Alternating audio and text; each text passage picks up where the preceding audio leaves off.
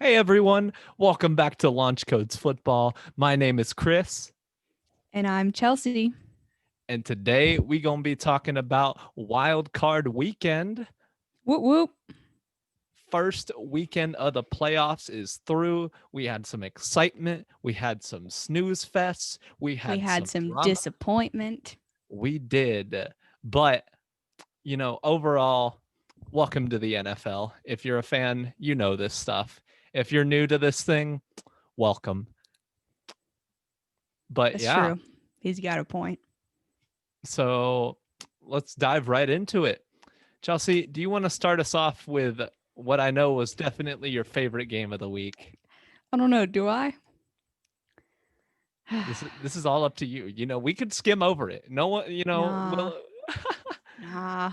Everyone needs to know how I feel about this game because I just, this was rough, but it's all right. So, how about we go and talk about that Colts Bills game? A game in which literally every single person that I saw said we were not going to win this game. Which, if you know anything about the Colts, you know that the Colts are typically underdogs. In the Peyton Manning era, not so much. But even when we had Peyton Manning, we often would not get picked super often.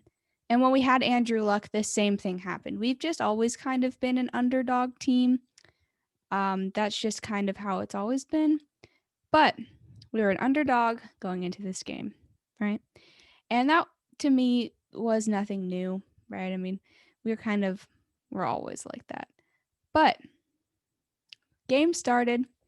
It was 10-7 Colts in the second quarter. The Colts didn't look perfect in the first quarter, but they didn't look bad, right? I mean, people thought that the Bills were going to come out and just absolutely dismantle the Colts, right? Drop 2, 3 touchdowns on them in the first half and then, be unable to recover. But honestly, the Colts didn't look that bad. Um, and then the one of the first big moments of the game in the second quarter, Colts drove all the way down the field.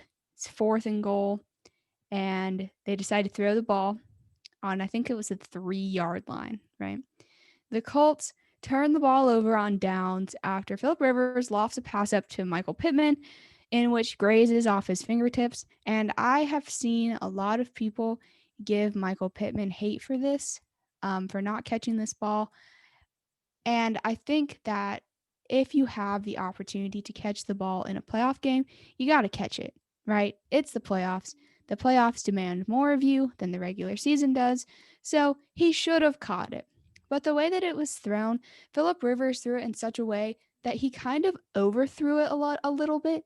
Not enough that it was uncatchable. It was still catchable, but enough that it was really hard. Michael Pittman laid out for that ball. He fully extended and the ball just hit his fingertips. So, the rule is if you touch the ball, you should catch it, right? And, I can see how that rule applies most of the time. But honestly, I think that this throw was more on Philip Rivers. I mean, he was wide open. He had like 2 or 3 feet on his defender. You got to put it in there. You can't overthrow it on that. But grazes off his fingertips, and then the big question was, should they have kicked the field goal, right? Because retrospect, looking back, is 2020, right? You have 2020 vision when you look back. So everyone is going to question it. They're going to question whether or not they should have kicked the field goal, whether they shouldn't. And Frank Reich, head coach, got asked about this after the game, and he said that he had no regrets and said that analytics supported the decision. Which, I mean, if those are your reasons, those are pretty good reasons. And different coaches have different play styles. Some coaches rely way more on analytics than others. Some coaches rely more on gut instinct. But, Frank Reich went with the analytics and it didn't work out. And, that's just how it is. You got to play aggressive in the playoffs. I think there's a line where you can play aggressive enough or too aggressive. And maybe that was a little too aggressive. But I mean, he had his reasons and they were good ones. So, I mean, yeah, we should have kicked the field goal now that I've seen the game, right? But in the moment, I mean, you're on 3, right? You probably figured you could score. So, I mean, I'm not really that salty about that decision personally. But right after that, Bills are at the 3, 4, 5 yard line. And Frank Reich's probably thinking, okay, if we don't get this, our defense is top 5 in league, they're not going to drive down the field 96 yards on us and score. Which, I mean, again, the facts and the analytics back that up. I mean, they're on the 4 and you have one of the best defenses. So yeah, you would think that they wouldn't. But of course they did, right? Because that's just how the Colts season has gone this year. They go 91 yards in a minute and a half. Yikes. On account of 2 absolutely crazy sideline toe tapping plays by rookie Gabriel Davis, who is really making a name for himself on the Bills. He's pretty good. And then Allen runs the ball in for the score, and it's 14-10 Bills. Now, I believe that it was this drive. I may be wrong, but there was at least one drive where Josh Allen threw the ball and we almost intercepted it. And I'm pretty sure that it was this drive. He threw a ball, we almost intercepted it, and we didn't. And it was one of our rookies, Isaiah Rodgers, who didn't end up intercepting it. The only reason he was in there is because we had an injury, and he's getting a lot of hate because it's like, you should have caught it. If you get hands on it, you should catch it, right? Because it's the playoffs. People expect more of you. But then, of course, that happens, and then he ends up scoring. So it's like, dang, if only we had intercepted that probably wouldn't have happened. But it did, right? So you just kind of got to roll with the punches. Yeah, I mean, Reich figured they wouldn't be able to go all the way down the field in less than 2 minutes. That's funny. Anyways, the third quarter is when it really started unraveling for the Colts. Before they missed Rodrigo Blankenship 33-yarder, which 33 yards, that's more or less a chip shot in the NFL. I know that he has struggled a little bit with kind of picking up some turf with his toe before he hits the ball, which has thrown off his accuracy on a few kicks. But honestly, for that, I mostly attribute that to rookie anxiety in a playoff game. Should he have made it? Yeah. Was he one of the highest scoring kickers in the league? Yeah. Clearly, he's good. He just didn't go our way, right? Again, that's just kind of how our season has gone. The Bills got a field goal after we missed it. Or before we missed it, they got a field goal. And then we missed ours. And then after we missed ours, they drove down the field again, and Allen got the ball into the hands of Diggs for the 35-yard score, which was inevitable. I mean, Allen and Diggs were going to hook up eventually. It was going to happen. I mean, so it's now 10-24. So, it's looking a little like Colts fans are thinking to themselves, okay, this game's probably over, right? We've only put up 10 points. We're already down, 2 scores. It's probably over. But then in the fourth quarter, the Colts went and dropped 2 touchdowns, and it got close. But ultimately, it wasn't enough. After a lost ball on downs, it was over. Final score, 24-27. So the Colts came all the way back, scored 2 touchdowns, and almost won this game. And then there's the whole, what was Philip Rivers doing at the end of this game? Honestly, I don't know. I don't know if it was a combination of coach mismanagement. I don't know if it was a combination of him not communicating well with his O-line and with his receivers, with everyone on the offense. I don't know. But he throws the ball away twice. It's like, call a better play. Like, I don't know if that's on him or if that's on Sirianni or Reich or whatever, but you gotta call a play in which you get some yards. Don't just chuck it away twice in a row, right? And then he proceeds to Hail Mary the ball because there's like 3 seconds left. So we don't even have an opportunity to kick a field goal. And of course, he doesn't have a very strong arm, right? So it doesn't even make the end zone. It's like 5 yards short of the end zone. And, gets knocked down. I think it was Jordan Poyer who knocked it down. It was just not good clock management at the end between Rivers, the offense, Reich, and Sirianni, our offensive coordinator, which that was really weird. Honestly, the whole game, the Colts were kind of messing around with time. There were 4 or 5 times the Colts literally snapped the ball at 0. So I don't know if it was just they hadn't played in stadiums with fans all year and that stadium had fans and everyone was confused. Like, I don't know what it was, but they literally the whole game, I was like, snap the ball, because they take it all the way down to 0. We should have gotten like 5 flags, but we didn't because they grant you that extra half second, right, when it drops to 0, which is why we didn't get flags. But the Colts, they just blew this game. That's really all it comes down to. According to CBS Sports, the Colts became the first team in NFL playoff history to pull off this depressing feat after a wild card loss to Bills. And this depressing feat is the Colts became the first team in NFL playoff history to lose after turning the ball over 0 times and totaling 450 more yards of offense. We didn't have any turnovers. We had over 450 yards of offense, and we still lost. We played better than the Bills on offense. On defense, I don't know what we were doing on defense. I think we just got tired, but honestly, we held the Bills under 30. The Bills have been dropping like 40 points on people, so that's really not even as bad as it had been against other teams. It was just a combination of things. I mean, we had drop issues. T.Y. Hilton dropped a huge first down. Jonathan Taylor dropped a couple balls. Nyheim Hine dropped a couple balls. Michael Pittman dropped a couple balls, which is very weird because we haven't had that problem all year. So I don't know if it was just rookies being nervous, if it was just anxiety. I don't know what it was.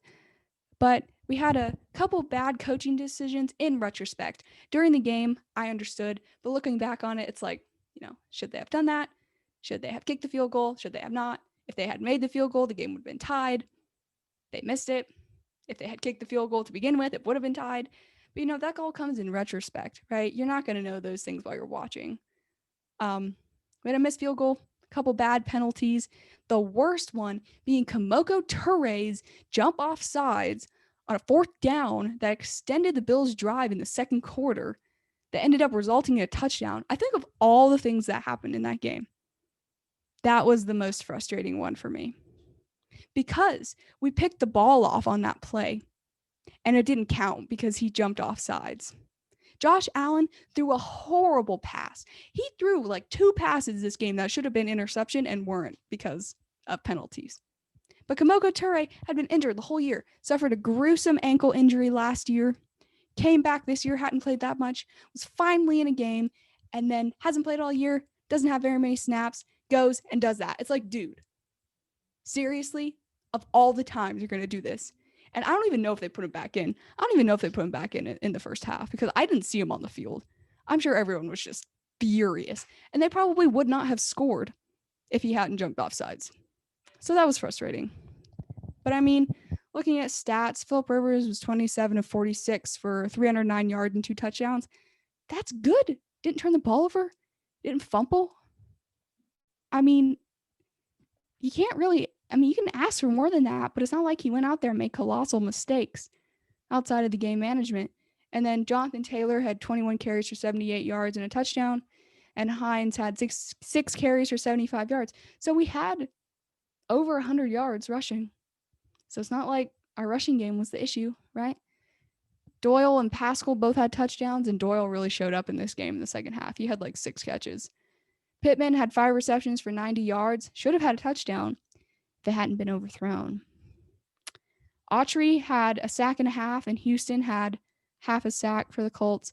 And then Josh Allen was 26 of 35 for 324 yards and 2 touchdowns, which, he had a higher completion percentage than Rivers, and he's obviously better than Rivers, but it's not like Josh Allen went out there and threw 4 touchdowns. He had 11 carries for 54 yards and a touchdown. He was the highest rusher on the team, too. And then, Stephon Diggs, 6 receptions, 128 yards, a touchdown. Dawson Knox, their tight end, had a touchdown. And Tyler Bass, Bills kicker, hit a clutch 54-yarder, which, as a rookie, which essentially sealed the game. So, you look at the game, the Colts had the firepower, the defense, and the offense to win this game. It just didn't because of like 4 or 5 plays. And that just kind of summed up the Colts season. It's just frustrating, but at least we didn't get blown out. At least we didn't get completely embarrassed. It was just, we should have won this game. We would have played the Chiefs this week and we would have gotten absolutely dismantled. So it's not like it ends up mattering anyways, but still, it's just frustrating. There you have it, folks. There's the rant we've been waiting for this whole week, right? Yeah, we should have won. And I like the Bills, I like their fan base. I like their team. I like their coach. They're a good team, right? But we should have beat them. Josh Allen should have had an interception and a fumble because he almost got strip sacked and just happened to recover it. Yeah, he should have had 2 turnovers. I remember watching that, and I remember seeing you. I remember at the end of the game, yeah, he strip fumbles the ball on a sack, and A I'm just like, oh, they can pick 23-yard it up. sack. Yeah, and I'm just like, oh, they can pick it up, and then it just bounces around everywhere, which I know that happens in the NFL. Like obviously on fumbles, sometimes they just bounce around, they take a crazy hit to the ground or something, or they get squeezed between two people and they go everywhere. But I can imagine that was so annoying, because if you guys would have got that, you would have gotten the ball much closer to at least scoring range to tie the game. Whereas Yeah, instead, you got the ball back, but it was, you know, it was farther away from being able to kick it or score a touchdown. for But sure. I mean, yeah, it'll be an interesting offseason for the Colts, though. I don't know if you guys heard, but Anthony Costanzo retired. He was our starting left tackle, and honestly, he hadn't had injury issues all year. So it wasn't really much of a surprise that he retired, but I think we're pretty much locked in to take a tackle in the first round of the draft this year. And luckily, the draft class is deep, right? So it shouldn't be an issue to get a good one who can automatically go in and start. But we have, I think, the third most cap in the league and a strong team already. I'm hoping we go out and sign Allen Robinson. That would be the dream. Don't know if that's going to happen, but yeah, I didn't think that I know I picked the Bills to win this game, but I picked the Colts in my heart, right? Like I thought that the Colts could win this game, and they should have. But it is what it is. I think that we'll have a different quarterback next year, and I think that we'll have a lot of new pieces that will fit in really well with the team.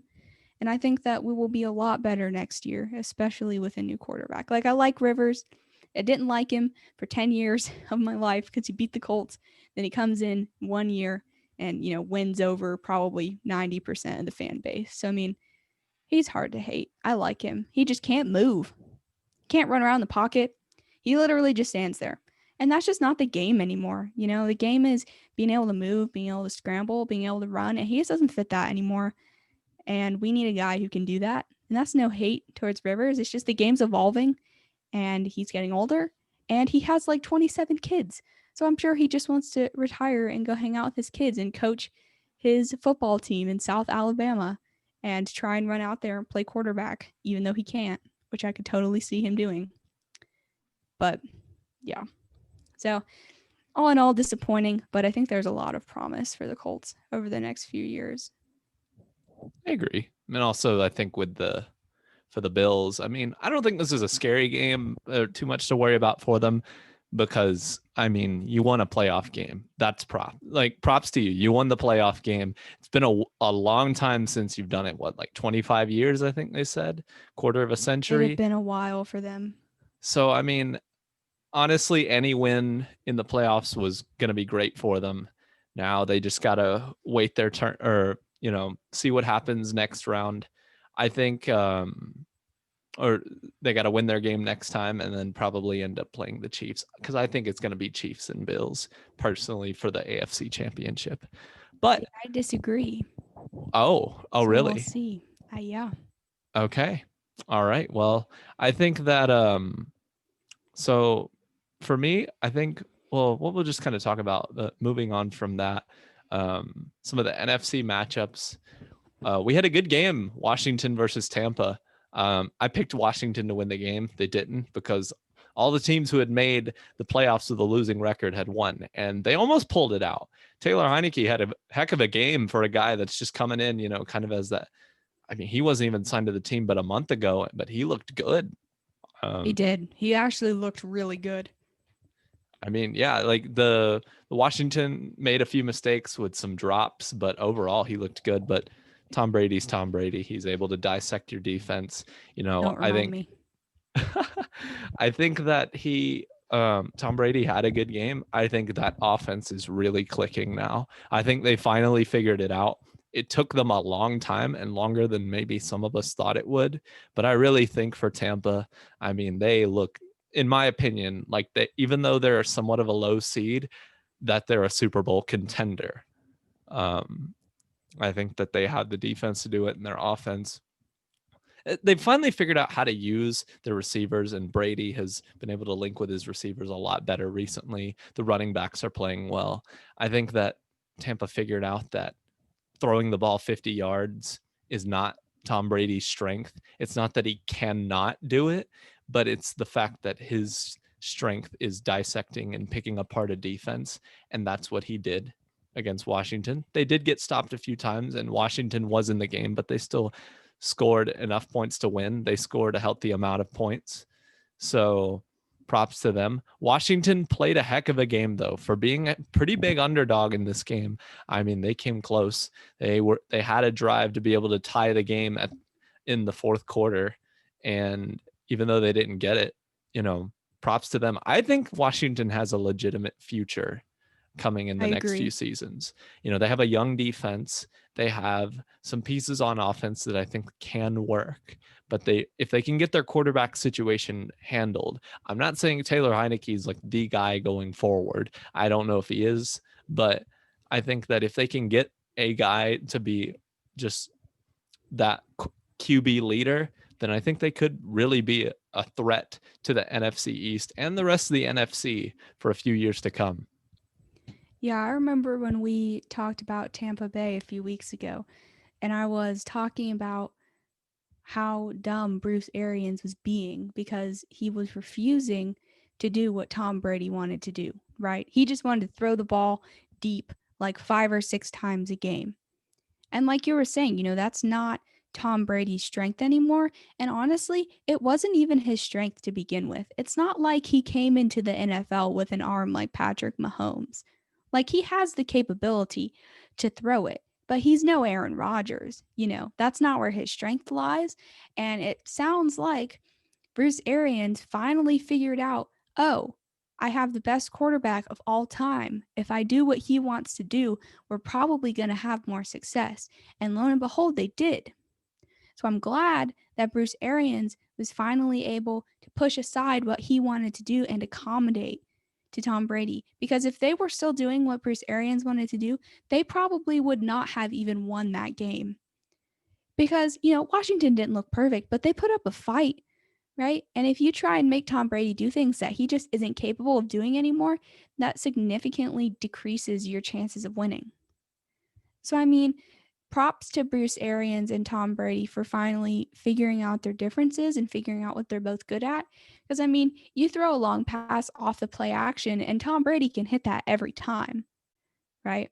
Get the running game going with Fournette and Ronald Jones. Then you throw the play action, it's going to go really well. But if you just straight up try to throw 4 verticals 4 times a game, that's probably not going to go that well. And we saw that it didn't. So I'm glad that they finally figured it out. Obviously, I'm not a Tom Brady fan, and I would have liked if Bruce Arians had kept trying to do what he wanted to do, so they would have lost, right? I would much rather have that. But, I mean, Tampa Bay was the better team. They deserved to win this game. If Washington had won this game, it would have been the biggest upset in the playoffs in a long time. Because Washington barely even got into this game, right? But I agree with you. I think that Washington has a very bright future. I think that they finally have a good head coach. I think that they have some good pieces like you're talking about and a good young defense. Kind of reminds me of the Colts, right? Good head coach, couple good pieces on offense, strong young defense, just doesn't have their quarterback situation figured out. They're kind of in the same boat. I think that the Colts are stronger offensively, but they're kind of similar teams. So it'll be interesting to see what kind of route they pursue this offseason with their quarterback situation. Because if they can pick up a legitimate quarterback, they could rival a healthy Dallas team for the NFC East for the next few years. Yeah, I think it could be really interesting to watch Dallas and them go at it. Because, I think unarguably, if Dallas is healthy, they're the best team in the division. Maybe. But even with Dak Prescott, they weren't. Even with him, though, they weren't that good this year, though. They still were losing a lot of games. That's true. But I think if you look at the rosters on paper, even if you have Dak Prescott, I think that still puts them over Washington just because they don't have a guy who can carry a team. But looking at the teams now, I mean, it looks like Washington might have the advantage at least on defense. If Dallas's offense plays to its capacity, their offense is definitely better. Mm-hmm. Their line has significantly decreased, though. I mean, they had the best line 2 years ago, 3 maybe, and now they're not even in the top 10 anymore cuz like 4 of their guys got hurt. Travis Frederick has that health condition, I think, so he can't even play right now. So I mean, that's definitely a weakness for them now, which they're definitely not used to. Mm-hmm. Yeah, that's a Plus, if weak Dak part of gets them. traded, who knows? Maybe they'll still be bad. There is no way if Jerry Jones actually trades or doesn't sign Dak Prescott, he needs to leave the Dallas Cowboys. If he actually does that, he's the one saying that Dak has leverage in the deal. But we can talk about that more in the offseason topics that we'll have coming, which, yeah, we'll be changing our format a little bit once the offseason comes, but I think we'll still have some good content. And I think it'll still be a really good time. We're going to have some different ideas going through, and I think it'll still be interesting. So stay tuned for that. But the next game I wanted to talk about was New Orleans versus the Bears. I got to say this. In my opinion, this game was kind of a slugfest. It was, if you're a Bears fan, this game was frustrating. If you're a Saints fan, this is just what you expected to win this game. I don't know if you expected to roll over to the Bears, but you kind of did in so many ways. Like, because I'm going to be honest, the Bears just looked rough. They just kept throwing the ball deep downfield. They weren't picking apart the defense. And like the Saints, they weren't doing a ton on offense, but they were still able to move the ball. But my goodness, the Bears offense just looked anemic. Like and there was one point where, obviously the most infamous play of this game was definitely the Wims drop. That one, that was bad. You have to get that touchdown. As an NFL starting receiver, there's no excuse for that one. Wims knows that.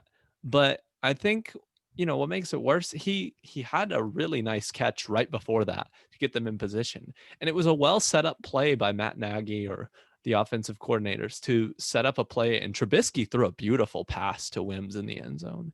But Wims that's one of the I'm going to be honest, it's one of the worst drops I've ever seen. It just went right through his hands. Like, it didn't touch his hands at all. It just, it, it was like a swish in a basketball net, you shoot the basketball, it goes right through the net. That's what it seemed like, it just didn't even hit any part of his hand. And I'm just like, man, he's got to grab that. But obviously that one play did not cost them the game. I think the Bears defense played really well, in my opinion. They held the Saints to less than 30. And not only that, they, held them to like not many points for a long time in that game. It was a long time before the Saints were eventually able to blow open the game. So honestly, the Bears, we all kind of expected it, in my opinion. We expected that the Bears, yes, they were a playoff team and they made the playoffs, and congratulations to them. They started out 5-1 and they eventually made it. But in my opinion, this is just kind of one of those playoff teams that, yes, they're in it, but it just didn't seem like they had much life in their offense in order to actually get anywhere. Their last week, they didn't even get in because they won. They got in because the Rams won. And they got in because, they didn't beat Green Bay. They lost to them, and they lost to them, they didn't get blown out, but it was still a 2-score loss, which in the NFL is actually kind of a lot, because a lot of games come down to 1 score. And in this game, man, I just remember watching this and I think to this, even today, the Nickelodeon broadcast was the best part of that game.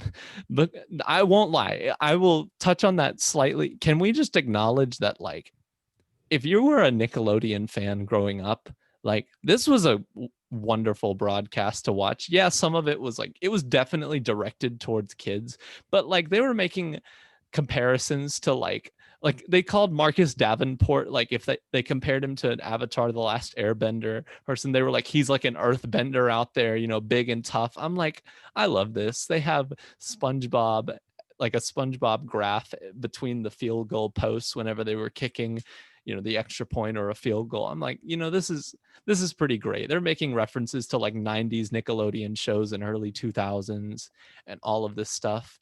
And in my opinion, like, it was actually making the game more fun to watch, because I think sometimes fans forget that the NFL is a game. And I feel like watching this kind of just made me remember that this is meant to be like a fun thing to watch. Because I don't know, sometimes you get so wrapped up in the drama or the seriousness of it when you realize it is literally just a game.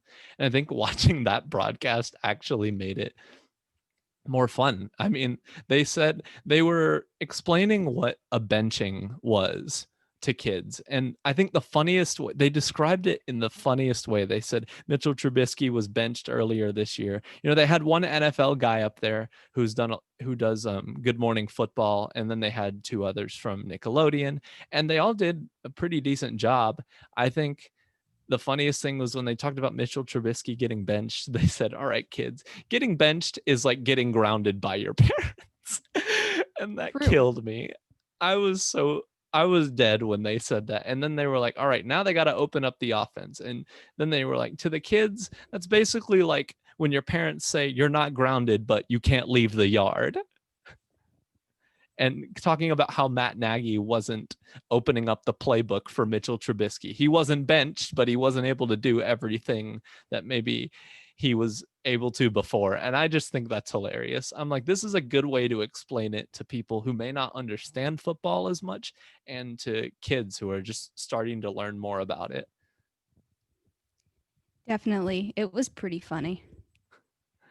But I know I just kind of went on a mini talk about that, but I just think it was pretty great, and I'd like to see more of it personally. I'd like to see some more fun things the NFL does, because I think, it helps people remember, that it is a game, and it makes those really boring games, in my opinion, like this one, a more interesting watch. Obviously, if you're a Saints fan, this is a great game for you, or like at least you won the game, so you're happy, but like for the honestly, it was just the Bears offense was just anemic this game. It wasn't there.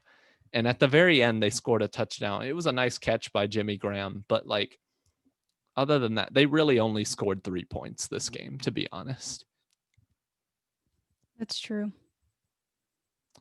So, yeah, I think though, next we're going to move on to Chelsea. What do you got for us, our next game here? Well, I think I'm going to save the Browns game for last, right? Because that was just Yeah. too good. Yeah. So Yeah. We definitely. let's talk about Titans Ravens. Titans, they struck first in this game, a touchdown to AJ Brown, who in this game had 6 receptions for 83 yards and a touchdown. And then following that, Lamar threw a very bad interception right into the arms of Malcolm Butler. He threw it inside, not outside, which you're not supposed to do. I don't know if you saw it, Chris, but it was rough.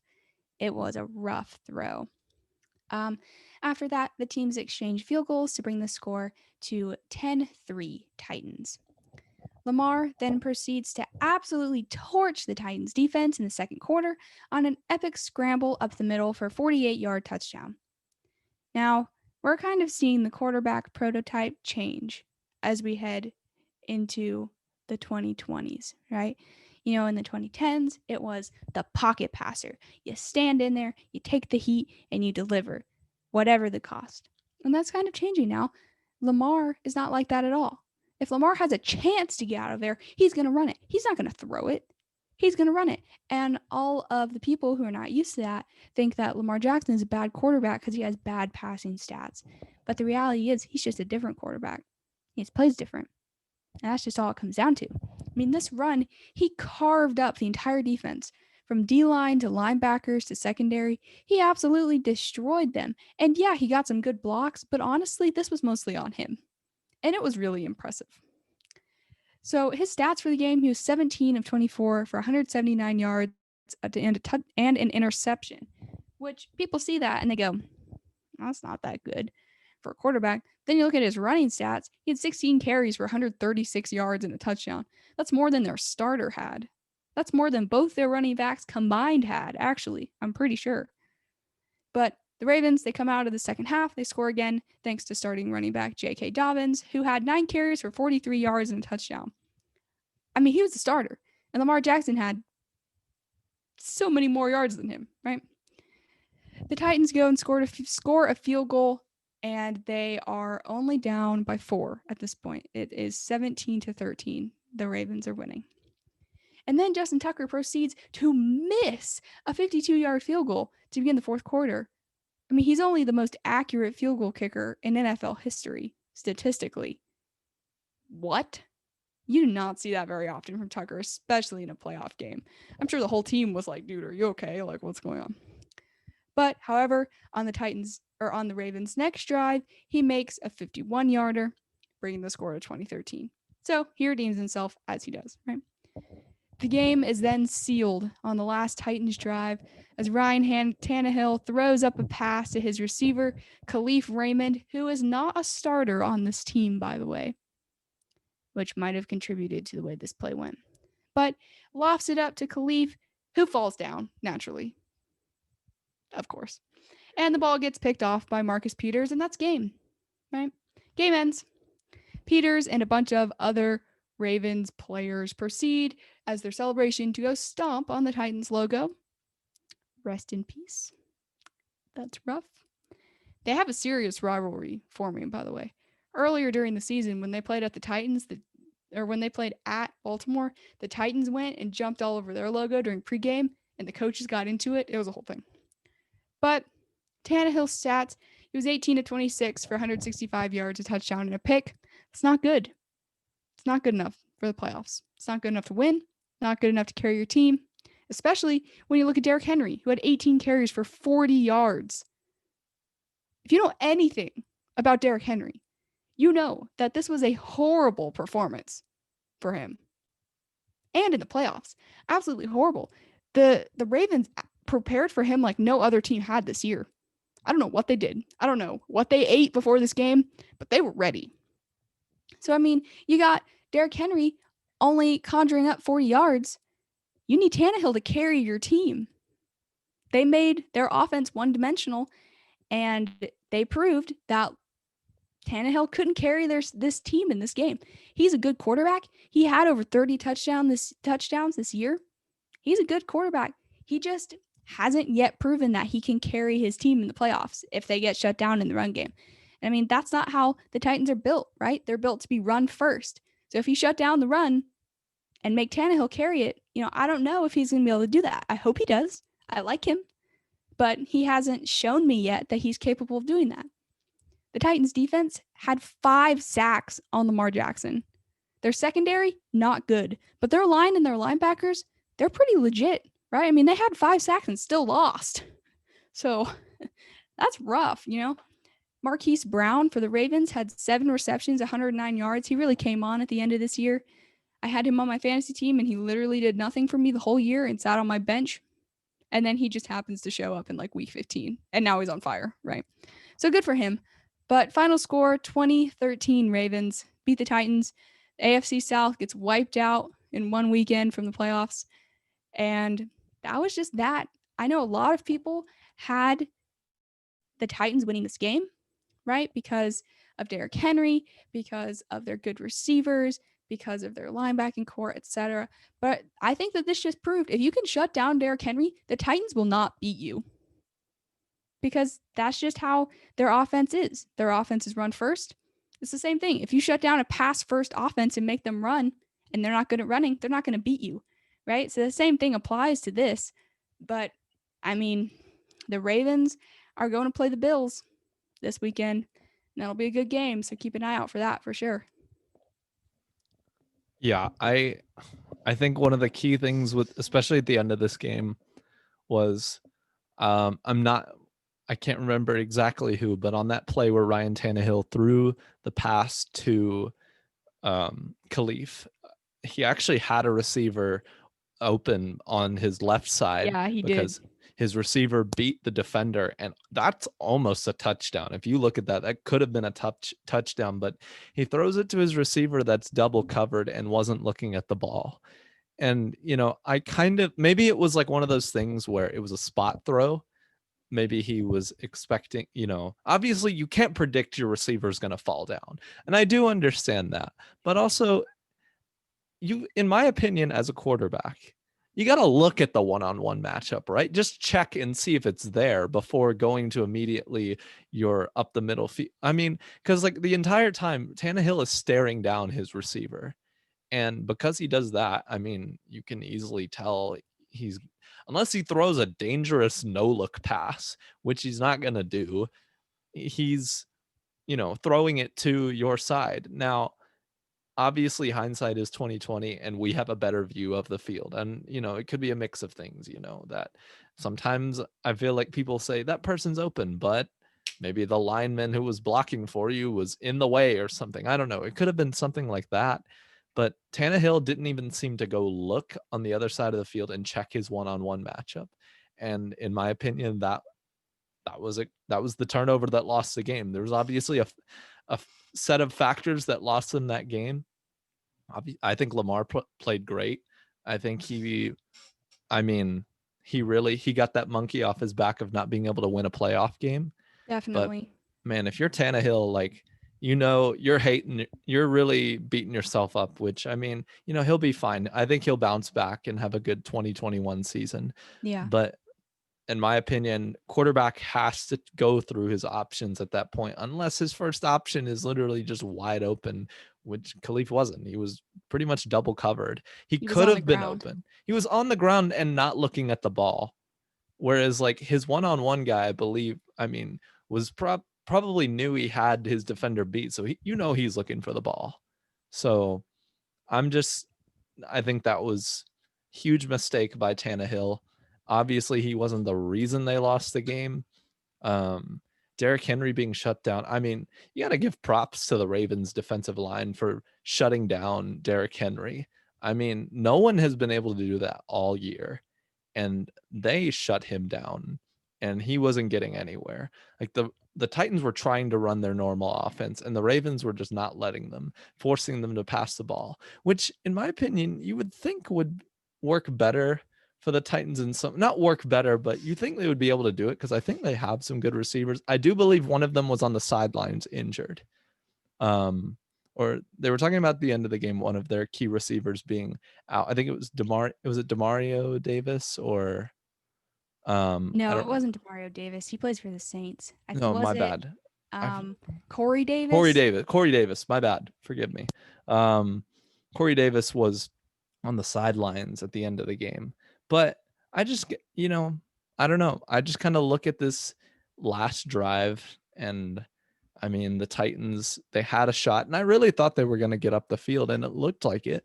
Tannehill was able to get some chunk yards out of the play, or out of that drive. But overall, they weren't, the Ravens played good defense. They were able to shut down the Titans, hold them to not that many points, held them under 20, and they deserved this win. And I think the Ravens, they shocked a lot of people that day, myself included. I really thought the Titans were going to win that game, but the Ravens proved that they're a real team, and that while at times they struggled this year, that they have gotten it together now. And you got to give some props to them.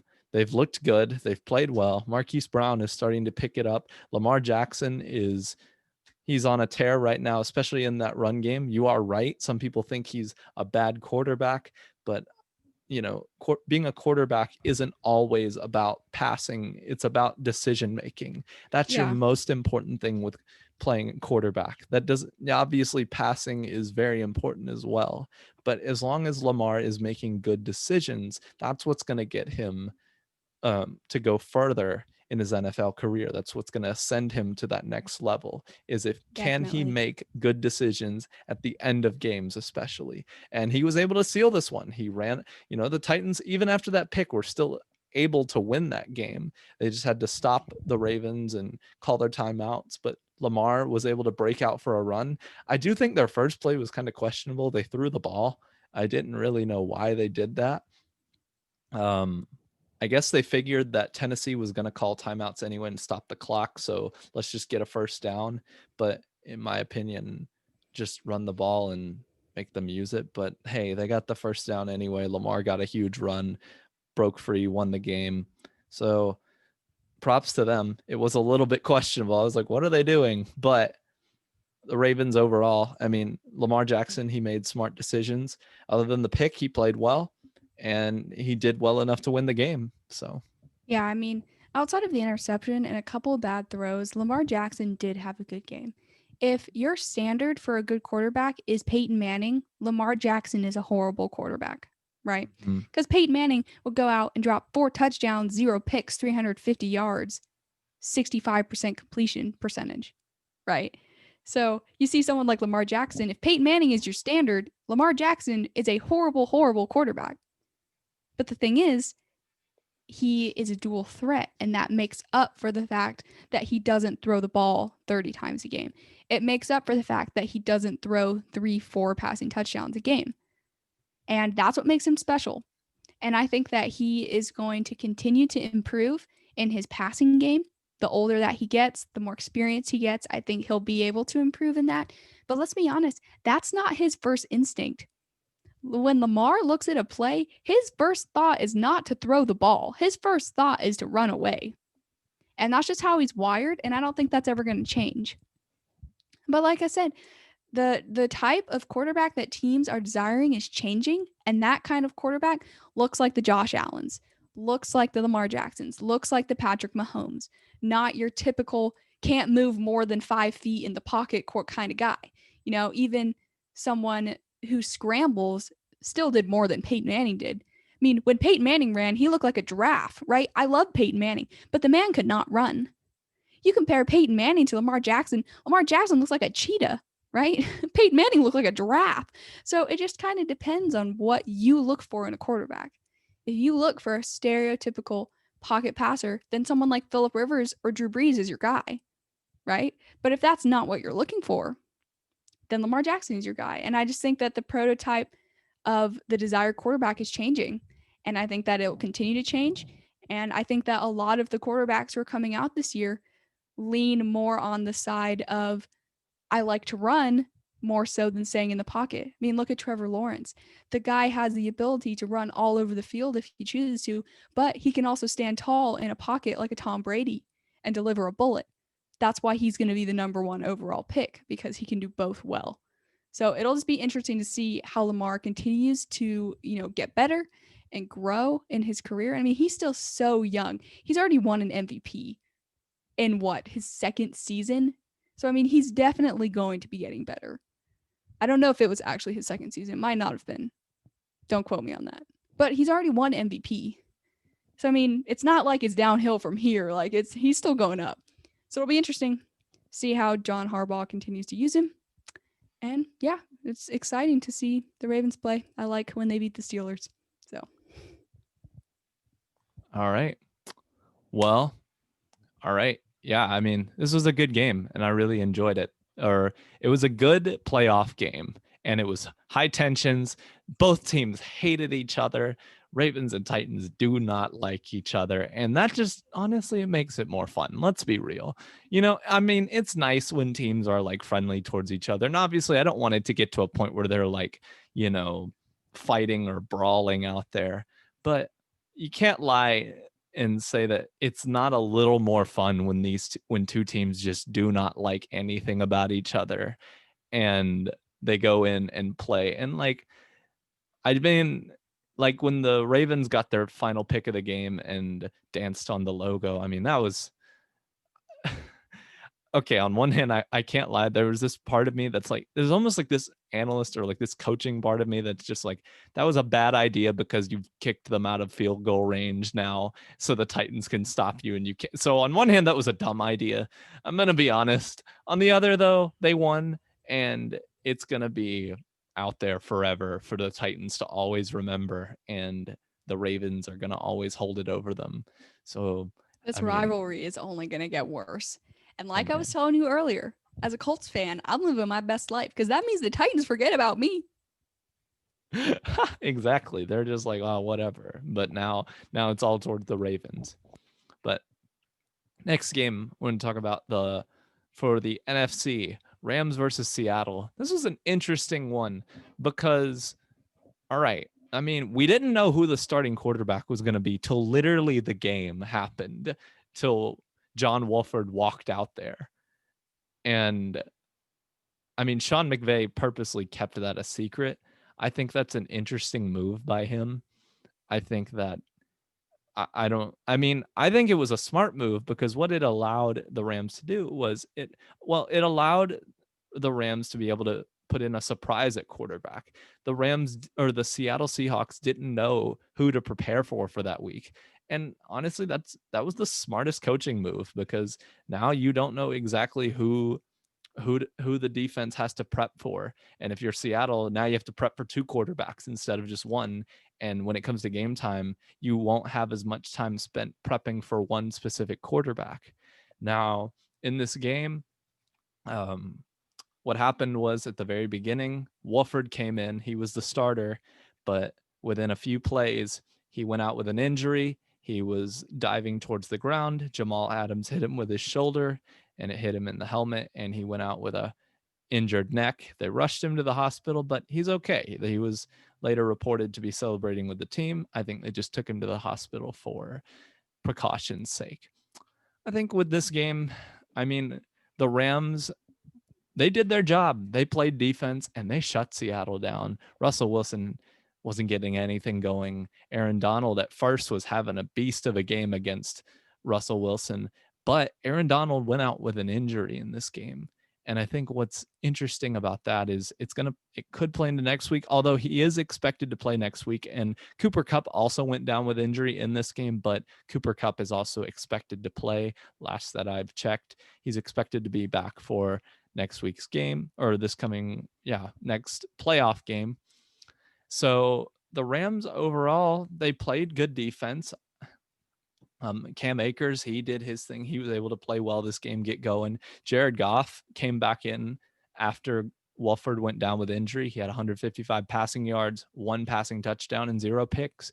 It wasn't his most incredible game ever, but it was enough to win the game. And I think that's really what kind of team the Rams are. They're not a team their quarterback is going to throw for 4 touchdowns, 400 yards, but they don't need that. Their defense is so good. They can hold teams to, they can hold them to low scores. They can get pick sixes. They can do that for you. You just got to give them a chance with your offense. Your offense can't cost them the game, but their defense can win the game. And I think that's a strength for this Rams team. I don't know how that's going to go over against Green Bay. We'll see. I mean, Aaron Rodgers, as Stephen A. Smith says, he's a bad man. But I think, oh man, I think it's an exciting matchup. I don't know who the starter is going to be. I think there is a question we do have to ask. So at the end of the game, Jared Goff just said, I want to clear the air. My thumb is fine. I feel fine. I just need to play better. Okay. So we can take this one of two ways, or there's kind of a question that lies in my mind with that statement. So obviously John Wolford started this game, and I think they intended to play him through most of the game unless he got injured or he was going to play bad. Then I think they were going to put Goff in. But McVay started out with Wolford. And what I think is interesting with that is if Jared Goff is really telling the truth in that his thumb is fine and his hand is completely fine, he just needs to play better. Does that mean that McVay had more trust in Wolford than Goff in this game at the beginning? Obviously, Goff had to come in. And I'm not saying that he doesn't trust Goff to play well, but does that mean McVay likes Wolford better, or that he sees Wolford as the better QB to go to than Goff right now? I mean, if Goff is telling the truth that his thumb is truly fine, then is that the truth? I don't know. But the other way to take this is Goff is just trying to be like, I'm tough, or just trying to tough it out, which I mean, that wouldn't surprise me either. But we're going to assume that what Goff is saying is true and that his thumb is truly fine. That means they were both fine to play for this game, but McVay still went with Wolford. What does that mean for the Rams' future? Wolford could come back for this game. I don't know. But what does that mean even after this year? I don't know. I just think it's an interesting question to pose. Chelsea, you have a big grin on your face. What are you thinking? Yeah, I do, because you're stirring up a QB controversy. Let's look at this. Okay. You and I, we both majored in communication studies. So let's look at this communicatively. Why would someone like Jared Goff go in to a post-game conference and lie to the media. Now, do people do it all the time? Yes. But everyone knew he was injured, right? Everyone knew that he got surgery. Everyone knew that he had a chance to play in this game. Those were already things that people knew. So why would he go in after the game and say, "Oh yeah, by the way, I'm completely healed. I just didn't get the start." I personally don't see why he would go in and lie, because that just lowers his stock, right? Why Mm-hmm. would you go in there and say that? Even if it's true, why go say that to the media? It's just going to stir a bunch of stuff up. Why lie? If you're going to be truthful, so be it. Be truthful. That's great. I appreciate that. That's honorable. But it doesn't make any sense to me that he'd walk in there and lie. You know? Well, okay. So you're right. And okay, what he said was it wasn't 100%, but he says it's in a good place. So like for the most part, he's good. So that means okay. So if we're talking about like if Aaron Rodgers said that right now, right? If he said that today coming into this game, he's like my thumb, it's not at 100%, but it's in a good place. Okay, we take it like that, right? Aaron Rodgers is getting the start. Like there is no question he's starting that game. But Jared Goff says something like that. And that means he was mostly healed, but the quarterback still didn't get the start. The starting guy didn't get it. I'm not sitting here and saying that Jared Goff was lying. I'm not calling him a liar. I don't have any reason to believe that he would lie about this. But it just shows you, does that mean, does McVay think I want my quarterback, I either take a fully healthy Wofford or a mostly healthy Goff, he's taken Wofford? And this is just the things you have to think about when it comes to this, is like, he made this coaching decision on Wednesday. He thought of this days ago. Now he could say, well, maybe his thumb was in a little bit worse place than it was by the time the game rolled around on Saturday. There could be a mix of things, but it does pose the question, Jared Goff, he says his hand is in a good place. Then still that would mean for most teams, all right, you're starting. But McVay said no, he's going with Wofford. And yes, he got hurt and ended up having to go with Goff, and Goff played decent. He played well enough to win. But it's just a question we have to ask. How does McVay, or between the two of them, how does he feel about both of them? Who would he rather go with? I think you got to look at the course of events that happened up to this point, right? Because Goff has had a very up and down year.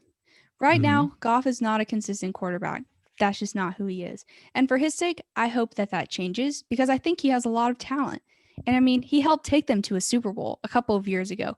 So it's not like he just forgot how to play, right? Of But course. he's just inconsistent. They had games in which they went out and absolutely obliterated people, and then they went out and lost to the Jets. You really can't get any more black and white than that, right? So, up to this point, Jared Goff had been spotty, right? And McVay was still going to roll with him because he was his starter. And if he doesn't get snaps, he's not going to improve, right? So he was still going to roll with him regardless. But it just makes you wonder, like, he got hurt, right? And that obviously contributes to him getting benched. Not because he's bad, not because he's been inconsistent, but because he's hurt. If you're hurt, you're not going to play up to your capacity, and they need your best to win. But if he really is being serious and he's going out there and he's saying, okay, I'm completely healthy, I just need to play better. Like I said, first of all, I don't see why he would lie about that. That just doesn't make any sense to me. I agree. But if McVay really did take Wolford over Jared Goff, that still doesn't lead me to believe that Wolford is going to take this team over, because in the small amount of time we've seen from him, it's not like he's gone and lit people on fire. He was good enough to manage the game, but he's not a starting caliber guy. Like, I like him and I like that he succeeded, but he's not better than Jared Goff. An inconsistent Jared Goff is still better than a consistent John Wolford. Jared Goff's been in the league for how many years? He made it to the Super Bowl. He almost won an MVP, I think. So, I mean, it's not like he's bad. I just don't know if McVay could go out and justify, okay, since you're injured and inconsistent, I'm going to give up on you and go with John Wolford, who's played 1.5 games for me. That just doesn't make any sense to me. But that's just me. I mean, here's the thing. McVay sees every practice. He sees every single bit of game film. He sees how the two prepare. He sees how these quarterbacks go about, just going for preparing for each of these games, practicing and doing all of these things. And I don't think he has a negative opinion of either of them. I'm not sitting here and starting to say that. But I mean, one, we don't really know much of Wofford yet. We can't say he's not that he's not a starting guy yet because we just haven't seen enough yet. I mean, he was 3 of 6 before he got hurt, and who knows what would have happened in that game if he was able to stay healthy. Now, here's the thing. You are probably right in that. I mean, yes, Jared Goff is probably better. Like, I'm just going to say that. Like, he's most likely better. That's the reason he's probably starting on the team. But I mean, we'll just have to see. I mean, it's all really, here's the thing. You can have a guy that's better, but maybe the system is not fitting for them. Their system, and the way I think McVay knows this, the way that they're going to win these games is through run the ball, play defense, don't turn the ball over. They're not going to drop 4 touchdowns through the air or they're not going to be a Chiefs offense where they're just soaring through the air and throwing bombs and getting, touchdowns to just like that. It's not that kind of offense. And that's okay. If you don't have those kind of players, you don't have to have that kind of offense. You make the offense fit around the players that you have. And I think that's what he's trying to do. And maybe Wofford just fits this year's system better than it's fit for Goff in the past. I don't know. Yeah, that definitely might be the case. Goff, when they went to the Super Bowl, he had a stacked offensive line. He had very good running backs. He was able to sit in the pocket a lot. He was able to dissect the defense, and he had some good receivers too. So I'm just saying these are things we can think about. I'm not saying these are fact, but they're just some things that McVay, I mean, he seems to be a smart guy, and he seems to be a very good NFL coach. So I'm just going to give him the benefit of the doubt in thinking that he knows what he's doing out there. And will Goff probably get the start this week? I'm going to assume so. We don't 100% know yet, but we'll see where they go. They'll probably decide within the team by tomorrow. I think it'd be interesting if they don't say again, because something I was talking about a little bit ago is just, how the Rams weren't saying who was starting. And I think that's a smart move because, it lets the team, it made Seattle not know who to prepare for. And yeah, you can prepare for both, but that means you get less time preparing for one QB. So I think it was a smart move. Yeah. But overall, I think this will be a very interesting week for the Rams. And if they win, wow. I mean, they're going to beat the number 1 seed in the NFC. If they lose, they have a very interesting offseason coming. I definitely agree. I mean, I think that the playoffs are different from the regular season. If Jared Goff was struggling in the regular season, we didn't see him get benched, right? But the playoffs are higher stakes. They matter more. And if you have a guy who's hot and you have a guy who's going in there and dissecting people and not making colossal mistakes, then I think in the playoffs, you can justify starting that guy over your starter. I just don't think we see it very often. And it's not that I think that John Wolford is bad. He clearly proved that he's capable enough to not lose the game, which is more than a lot of backups can say, right? Because a lot of backups just go in there and throw the game, not because they're bad, but because they were not prepared. I just think that Goff going into his post-game conference really throws a wrench into things because if he was actually healthy and they still chose to start Wolford, I mean, I think most people thought that he was not healthy, which is why they started Wolford. At least that's what I was under the impression of. I thought the reason they started him is because he was healthier, right? And because he was the only guy they had. I didn't know it was because he may have been playing better. So I think that definitely complicates things. I'd be very surprised if Wolford started this week. I mean, he went to the hospital, and I know he was celebrating with his teammates and everything, but he left the field in a neck brace. I thought he like fractured his neck or something. I And think I'm it was really just a glad precaution. okay, yeah. I'm really glad that he didn't, because that would have just been awful. I mean, your second game ever playing, you fracture your neck. Like, how awful could that get? Yeah. Yeah. Um, if he's completely healthy, I think that there's a chance that he gets started, but I don't think that Goff played bad enough in this game for McVay to be like, "You're so bad, I'm benching you again," because they won the game. I I I mean, did would Goff play great? No, but did he play bad enough to throw the game? No. I would say this, and I think this is one thing that McVay may be thinking when it comes to Wofford. Jared Goff he's a good pocket passer. It goes back to what we were talking Yeah. about before. It depends what you're needing in an offense.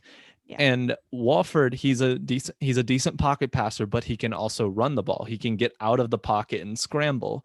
And maybe against Seattle, he was just like, this might be the best strategy for this game. And maybe he just wants a guy who can do a little bit of both compared to just doing one really well. Like maybe he was and Goff struggled against Seattle last time they played.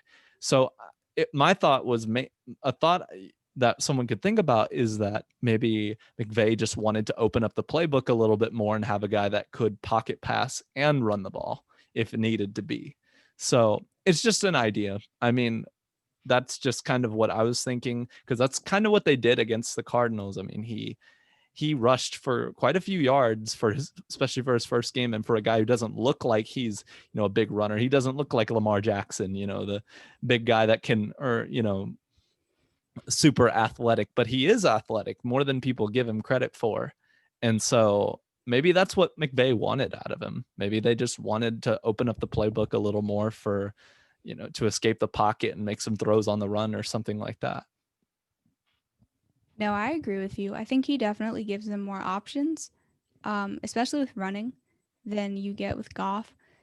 But it's not, I mean, Goff is more or less a stereotypical pocket passer, but Mm-hmm. it's not like he can't run if he needs to, right? If you see a defense set up in a certain way where they're only going to blitz 2 or 3 people, that's like prime time to run, right?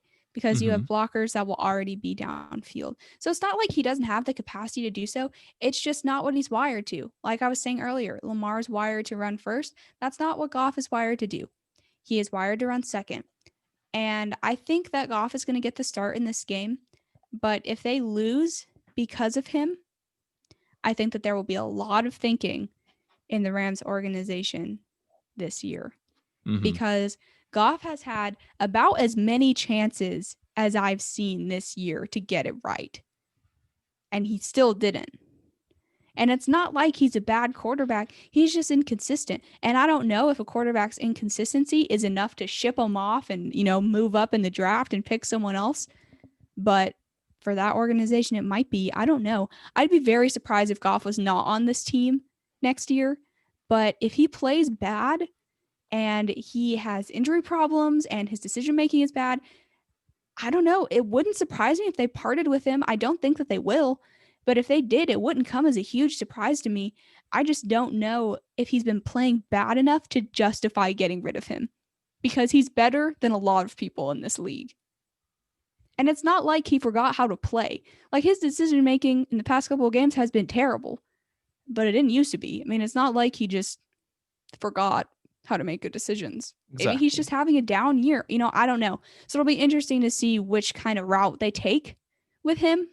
But I think it'll be exciting. It'll definitely be a storyline in the NFC to watch in the offseason, because you better believe if the Rams go out in this draft and they take a quarterback in the second or third round, next year they're going to have a quarterback controversy if Goff continues to play the way that he is.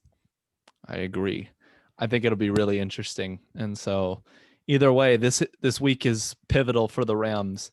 And every week it seems like for the past couple weeks has been, but this one too. I mean, hey, if they lose to Green Bay, it happens. Green Bay's really good. If they beat Green Bay, man, we have a whole nother set of controversy, because then Green Bay fans are going to not be happy at all. They're going to be like, hey, we expected a Super Bowl. Oh, man. Come on. Aaron Rodgers has had like an MVP season. You can't just... Oh, yeah. So I'm just messing around. I'm playing the Instagram comment you see on the NFL post that's like, Jordan Love starting quarterback next year confirmed. That's obviously not going to happen. Oh my gosh. We love the people who just throw those out there, but it happens. But all right, last game we got here, Chelsea. This is one I think you've been excited to talk about, so take it away.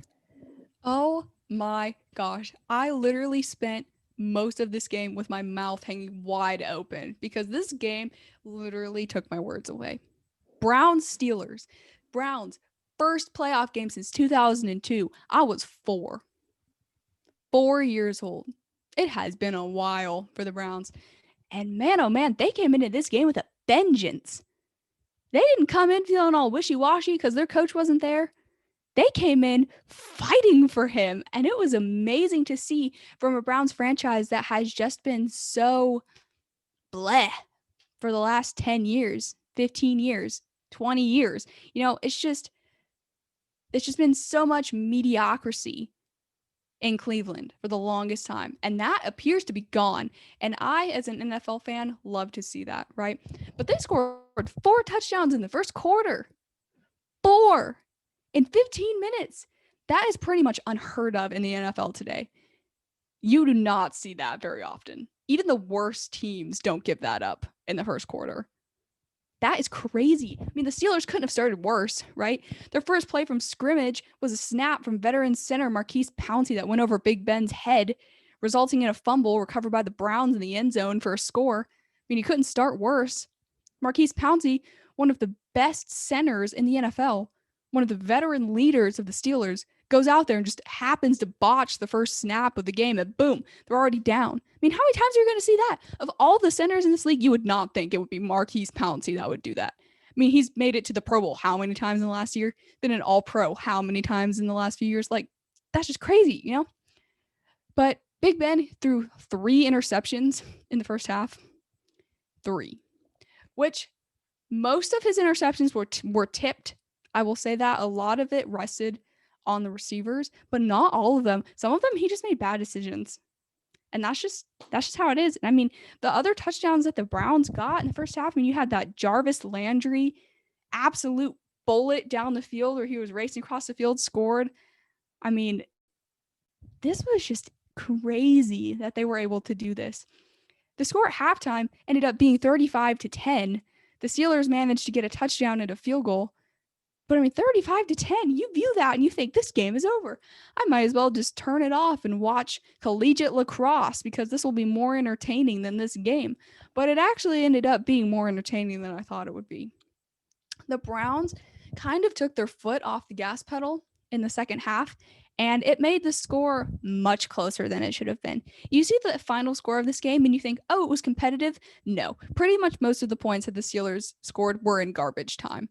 And garbage time was essentially the whole second half. So, I mean, it's not like this game was super close.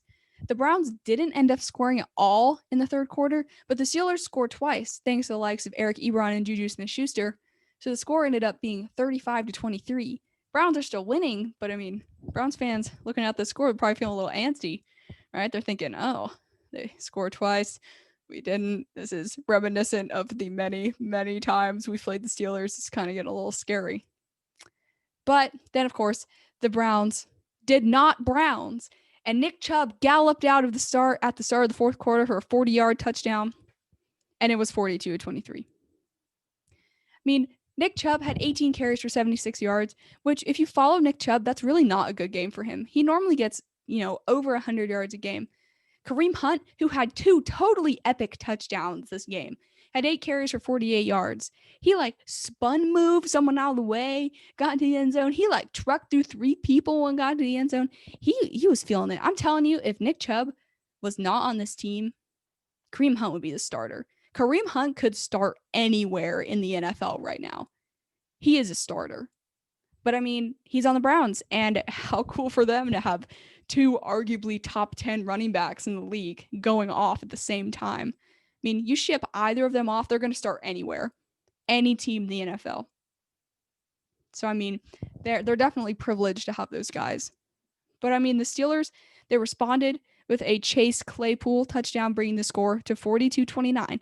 Now, as a Browns fan, you're thinking, okay, we're still up a good amount, but can you stop scoring now? Like, you're making me a little nervous. Just let us win and go home. All right, thanks. But the Browns ended up sandwiching 2 field goals around a really bad interception from Ben Roethlisberger in the fourth quarter, which was his 4th interception of the day, bringing the score to 48-29. And at this point, it was totally over. If it wasn't over already, at this point, it was over. Like, there was no chance. Big Ben ends up throwing another touchdown to Chase Claypool to close out the game, but it was garbage time. So at this point, it's too late. Final ended up being 48-37. Like I said, looks way closer than it actually was. If the Browns had kept their foot on the gas pedal this whole game, they literally probably would have scored 60 points. But they didn't. They decided to play conservative, and not that it almost lost in the game, because it didn't, but it ended up being way closer than it should have been. And the Browns win their first postseason game in 26 years. 26 years. Shout out to Browns fans. I know it's been a while. Trust me, I am a Chicago Cubs fan. You want to talk about not being able to win anything for a really long time. I get it. I do. But Ben Roethlisberger's stats, the weirdest stats I might have ever seen in my entire life out of the NFL. He was 47 of 68. 68. It would not surprise me if his arm fell off. He's got to be like so sore today. 501 passing yards, 4 touchdowns, and 4 interceptions. That's like Jameis Winston numbers. Jameis Winston last year, remember he threw 30 touchdowns and 30 interceptions? If he cut his interceptions out, he'd be real good, right? But talk about some weird stats. I mean, he was way over 50% completion, had over 500 yards of offense just from him, and 4 touchdowns. But it was the interceptions that ultimately ended up, causing their demise, right? Juju Smith-Schuster had a good game, 13 receptions, 157 yards, and a touchdown. Deontay Johnson had 11 receptions for 117 yards. James Washington had 5 receptions for 72 yards. So, I mean, it's not like the Browns went out there in the second half and were playing supremely good pass defense. I mean, that's pretty good. That's only 3 of their guys. They had a couple other guys who, I think they had one other guy who was over 50 yards and another guy who had 40 and another guy who had 30. So, I mean, it's not like they were going out there and shutting these people down. They just got out to such a big lead in the first half, it couldn't be overcome. I mean, Ebron and Claypool both had touchdowns. Ebron had 1 and Claypool had 2. Baker Mayfield was 21 of 34 for 263 yards and 3 touchdowns. You want to talk about a comparison? Compare him and Lamar. Baker can run, but, he's stereotypically a pocket passer. Those are pocket passing numbers to me. About 300 yards, 3 touchdowns, over 50% completion. That's what I think of when I think of a pocket passer. So those are really good. Jarvis Landry, Nick Chubb, and Austin Hooper all had receiving touchdowns. This game, man, if you're a Browns fan, you've got to be living your best life right now. And honestly, I'm so happy for you because my whole life, the Browns have been bad. And it's always cool to see a team that has been bad become good. And it's always cool to see a team that has been really good get beat, like the Steelers. So I, as an NFL fan, just appreciate that. But can we just talk for a moment about these Pittsburgh wide receivers during and after this game? Literally, Juju Smith-Schuster was dancing to Corvette in the middle of the game when they were down 3 touchdowns. Dude, what are you doing? And also, I don't know if you saw, Chris, but did you see that Chase Claypool got on, I think it was Instagram Live, maybe the day after the game or a couple hours. And someone was someone got on there and was like, yeah, the Browns, they beat you guys. I mean, you got thumped. And he read the comment and he looked up. He kind of looked at the camera and he was like, well, the Browns are going to get destroyed on Sunday, so it's all good. Is he wrong? Is he wrong? We don't know. He's not wrong. The Chiefs are going to beat the Browns. They just are. They're the Chiefs. But do you go on social media to your hundreds of thousands of followers and say that? What kind of attitude is that? If I was Mike Tomlin and I saw that, I would be mad. It's like, oh, it doesn't matter that we lost because they'll lose next week anyways. Where's your work ethic and where's your respect? You know, I actually like him. He played for Notre Dame. I don't think he's a bad guy, but dang, dude, you need to like fix your attitude because you got beat by them. So it doesn't matter if they're going to get beat next week. At least they have a shot, right? You don't even have a shot. You got destroyed. So, I mean, I mean, they all are turning into old Antonio Brown. That's just kind of what it feels like. I mean, here's the thing. They were pretty salty they lost, which I mean, oh, very salty. I mean, here's the thing. Like, obviously, no one likes to lose. And, you know, when you're a competitor, you don't want to lose those games and you are going to be mad. And maybe there's this part of you that does hope that the other team, you know, he said, he was just like, Brown's going to get clapped, is what he said. That's what like, he said. He was just, so, I mean, like, does he want it to happen? Maybe. But, like, yeah, he definitely wants it to happen. He definitely wants it to happen. But you don't get on social media and say that. That's not something that you go and say to millions of people. I mean, ESPN reposted it. Bleacher Report reposted it. CBS Sports reposted. Every one of the major sports networks reposted that because it's going to get them views and likes and comments, right? So it's good for them. I honestly don't know if he thought if he was going to say that on that stream that it wasn't going to get heard by other people. That's just not something you say. Like, does he want them to get clapped? Absolutely, because they lost to them. I would want them to get beat too if I was him. But I don't get on there and tell people that. Like, what are you doing? Here's the thing. I think something that's really interesting with this game.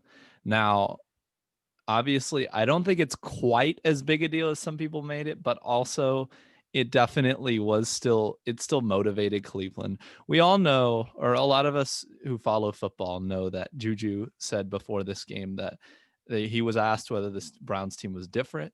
And he said, I think they're still the same team that we play every year. They're all gray faces and that they've got some good players, but the Browns are still the Browns. And then he said that he did say it right after that. They're still a good team. It is kind of an odd statement. He said they're the same team I play every year, which in the years past, we know the Browns just haven't been very good. They've literally went 0-16 not too long ago. And then after that, it's just like, and then he says they've got some good players. That's disrespecting a lot of the players on the other team. He's saying they're gray faces. Now everyone's like, no, chill out. It's a Mike Tomlin saying. And I understand that. I know it is. Okay, fine. I don't care about that. But then he said the Browns are still the Browns. And then he said but they're a good team. I was confused by it, but it's okay. You know what? Whatever. Here's the thing though. We look at someone like, if you look at a legendary basketball player like Michael Jordan, right? You know what he did? He used to let things intentionally like motivate him, not like break him or get to him, but you know, he was somebody like, if you gave him anything, he would use that as motivation and tear you up. That's pretty much what the Browns did. They, whether this was meant as disrespect or not, which I mean, I'm gonna be honest, like, it's for Steelers fans who are saying it's a Tomlin saying, you know, he's just saying, I'm like, oh, it's pretty hard to get around the fact that, like, but should he be saying that? I mean, it was just kind of, now here's the thing. You just don't want to give the other team, the underdog, even more motivation, especially which in a point where the season, the Steelers were bad at the end of the year. They were not a good team at the end of the year. They went 11-0 and only won one more game after that against the Colts. And that, I mean, the Colts obviously good team. I know, but like, they only won one more game. I mean, that's ridiculous. Like, you can't, they fell apart by the end of the year, in my opinion. They couldn't get things going. They were still not a bad team. I don't think they were terrible, but like, they weren't getting their stuff together. Their offense looked terrible. Their defense wasn't quite as good as it was early on in the year. So I'm just like, what, you know, you're saying stuff like this after the Browns had beaten their team. Their thought was like, oh, well, we rested our starters and they only barely beat us by 2. And so, I mean, a good point, but they still won. They still won.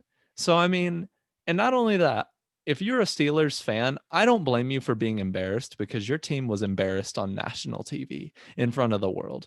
I'm sorry. Big Ben, I don't think he's the sole problem, but I do think they need to move on with him. I know I someone said he agree. had 500 yards passing. He had 4 picks, and by the point he was passing in the game was almost out of reach. I mean, it was over by that point. And so The yards as he had when it mattered, he mhm. didn't have a lot. And the thing is, you just have to look at this game and say, what's up? What's going on with the Steelers? You know, Juju Smith-Schuster is saying that the Browns are still the Browns. Well, then I would personally argue that the Steelers are still the Steelers, and a lot of Steelers fans, I think, would agree with me in saying that the Steelers play up and down to their competition. They never seem to really just go in and look good against teams. Have to they always play teams. They're either playing up to their competition or they're playing down. When they played the Cowboys this year on national TV and everybody thought they were going to spank them on TV, where the Cowboys looked awful, they had an all-time bad defense. They came within a play of losing that game. The Steelers, yeah. Now here's the thing. In the NFL, any win is a good win in my opinion. And I know they're all pros and a lot of games come down to the wire. But as a Steelers fan, you have to look at not too long ago in 2017 when you hosted Jacksonville at home, when all year they had been talking about they wanted to get back at the Patriots and they wanted to get back, they're going to beat them. And then they lose to Jacksonville in their first playoff game that year. And then as I time really has gone enjoyed on, seeing that, even as though time the Jags are in my division. I just it's fair. That's fair. It's just like as you see, like, Juju was on that team. So like if you're a Steelers fan and you're hearing things like that, saying Juju and them saying that the Browns are still the Browns. Well, in this case, then the Steelers are still the Steelers. And yes, they're good, but they play up and down to their competition, and it's frustrating for the fans. They've had loads of talent in the past, especially when they had, what was it, the 3 Bs or something: Ben yep. Roethlisberger, Le'Veon Bell, Antonio Brown, stacked offensive line, a ton of star power on that team, incredible offense, a good enough defense. But I mean, this is just like, I guess, like, to see the amount of like cockiness in some of the Yeah, Steelers players, but they've had nothing to show for it for the past few years, in my opinion. Yes, they've had playoff appearances. I'm not saying that they've been a terrible team. And to Steelers fans, anybody who may be listening, I'm not sitting here and saying that. But what I am saying is the Steelers have routinely disappointed Steelers fans. And I think they would agree to that. absolutely.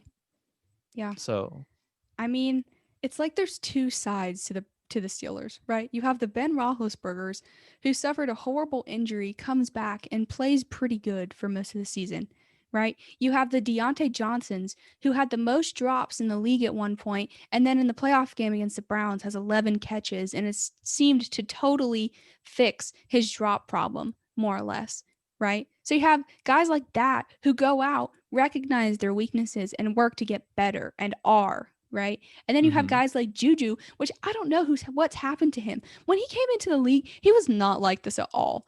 I don't know if he just lets people get to him too much or if he's too sensitive. I don't know what the deal is. But you have the Juju and apparently now the Chase Claypools that think that they can go out there and mess around regardless of how they're performing. But the reality is, this game is your job. If you are not performing well, can you really justify going out there and messing around when you're getting absolutely obliterated? I just, if I was a Mhm. head coach, I just wouldn't put up with that. Mhm. I just wouldn't. And I expect better from a rookie. Chase Claypool had a really good year He did. for a He rookie, he was their especially number the one. first part. Yeah. Him and Juju had really good years, and then it just all seemed to fall apart all at the same time. Like, I get having confidence. If you think that your team has confidence to go out and win a game, I get that. But the line between confidence and pride slash arrogance is real thin. You can hop that line with one comment. And Mhm. Juju did this year, and so did Chase Claypool, and it's coming back to bite them. And Mhm. it'll be interesting to see how Mike Tomlin puts up with it. Because when I look at Mike Tomlin, I don't think, oh, that's a guy that puts up with crap like that. That's not what I think. right? I think, oh, he's scary. If anyone says anything like that to him, he's going to get on them real bad. And maybe he did. I'm not in the locker room. I don't know. But it didn't seem to stop, especially with Juju. I mean, when they were winning, okay, it's more excusable. You're winning. But even still, it's not a respectful thing to do, right? But then they were losing and they were still doing it. And my first thought is, did Mike Tomlin even talk to him? Like, does he even care? Which I'm sure he does. You would just think that someone like Mike Tomlin would pull him aside and go, you need to stop this right now because you're embarrassing yourself and you're embarrassing us. And that's what I think that Mike Tomlin would do. And I hope that he did. And I hope that Juju starts to listen because it just doesn't really look like he's listening at all. Here's what I would say. And now I know this has been kind of a Juju rant or like rip to some people, which here's the thing. I'm not going to sit here He's and a good say player. I like him, but Juju, I don't know what's gotten into him this year. Juju is a good player. He's talented, and I don't think he's a bad person. Lord, like some people like I agree. equate this to like he's a terrible person because he dances. Like they did the same thing with Cam Newton, he would do the Superman thing and they're like he's the worst person. But Juju has done a lot for the community, and like, he's got a YouTube channel. He's giving like, Thanksgiving meals to kids. He's doing all this different stuff. I got no problem with him personally as far as that stuff. And I do think, yes, like by the end of the year, they were doing lots of dancing, lots of celebrating. When they finished the year after they were 11-0, they ended up finishing like what, 1-5 or 1-6. They won 1-5. Or they 12-5 and and then lost a playoff game. So 12-4. Sorry. Okay, 12-5. Because 12-5 would be 17 games, which I think is coming soon, but not this year. But 12 and they lost a lot of games by the end of their season, and it just, I mean, like I said, I'm not saying Juju or we're not saying Chase is like these bad people or something like that. That's ridiculous. I don't think that they are. But I do think that there was some immaturity from the Steelers this year by the end of the year, and that I'm not saying that in itself completely costed them, but the problem is like there was like, I don't mind if people are celebrating and dancing because I do think the NFL should be fun. I do believe I think there's a time and a place for it though. Mm-hmm. But they weren't winning. They were losing games. Yes, they had a winning record, but they were losing these games and their offense was looking really bad and they were getting bad losses. Like obviously Washington ended up being a decent team, and by the end I would say like a good team, but they lost to the Bengals and that was a rough loss for them. Like, and if you look at their offense, it did nothing to help them. And I mean, I went through the game film myself and you can see that offense did not look good and that offense was rough. And I know that's just one game, but then you look at this game, look at the offense again, the first quarter, pretty much like, I know the Steelers defense didn't look great through this game. Don't get me wrong, but in that first quarter, can you blame the defense for that? I mean, no. When you turn the ball over like that and do that stuff, that's on your offense, And so to see these guys, some of them, I don't have a problem with people like dancing and stuff like that, or if they want to do that stuff. But to say these comments, you're costing your team. Or in a lot of ways, you are embarrassing the team. So, I mean, that's up to Tomlin. He's the head coach. He's got to ultimately control that stuff. The media is going to talk about it a lot. But honestly, I just kind of look at it and I'm just like, look, this was a disappointing season for the Steelers, but heck of a win for the Browns. Maybe more disappointing than any other team. Maybe so. When you start out 11-0 and then you end like this. Yeah. And like, the Browns, I do think are a good team this year, but definitely. Man, I think that just ultimately, that's got to be a humble check, right? That's got to be like a little bit of a pride hit, losing to the Browns in the playoffs, something that hasn't happened in so long. I mean, for Steelers fans and for the Steelers organization, this has to be a wake-up call. And I think next year, you got to get something turned around. I agree. I mean, the Steelers had arguably the most promising team through the first 11 weeks of this season. They looked absolutely unstoppable. And then they just fell off a cliff. And they didn't recover. I mean, in the first quarter, I think you can fault the defense a little for not at least holding them to field goals. But when Hmm. the offense starts on, you know, the opposing side of the field, it's not like you really have much to work with. You give Hmm. up one long play, which, on a drive on the 25 doesn't matter as much, right? It might get you to the 40 or the 50 or the other 40. It doesn't matter as much. But if you give up one blown coverage or you cut one wrong way, when you're that close, it's over for you, you know? Hmm. So I think you can fault the defense a little, but the defense wouldn't be in that position if Ben Roethlisberger had not thrown 3 interceptions in the first half. Yeah, That's just that's just what it comes down to. The Steelers looked completely and utterly unprepared for this game. And it's not like they didn't know what was coming. They played the Browns twice this year. They know their team, they know their coach, they know what they run, they know what talent they have, and they just looked completely outmatched when we've seen them this year go out and thump them. hmm, I think the Browns just wanted it more. And, maybe that speaks to some effort deficiencies with the Steelers. I don't know, but if I I don't if know. I was a Steelers fan, I would just be disgusted with this team because they had so much promise. I mean, you might end up having a new quarterback next year. You might end up having a new running back. I mean, your team might look very different next year. A lot of the veteran guys might be gone. So I mean, all of that promise that you had at the beginning of the season, I don't know if they're going to be able to recreate that next year if they do, you know, a small roster turnover. Like I don't think they're going to get rid of everyone, obviously. But I mean, Ben Roethlisberger was in the running for comeback player of the year for the first 11 weeks of the season. And then Hmm. Alex Smith came back and Alex Smith, and now it's going to be the Alex Smith Award because Yeah, Alex Smith is awesome. But I mean, I just think you can put blame everywhere on the coaching staff, on the players, on the play calling. I don't think you can just put it on someone like Ben Roethlisberger yeah, it's not just on him. I mean, I don't even think he played that bad this season. I think he Yeah. had like a decent year, especially for his age and And coming but back from a severe injury.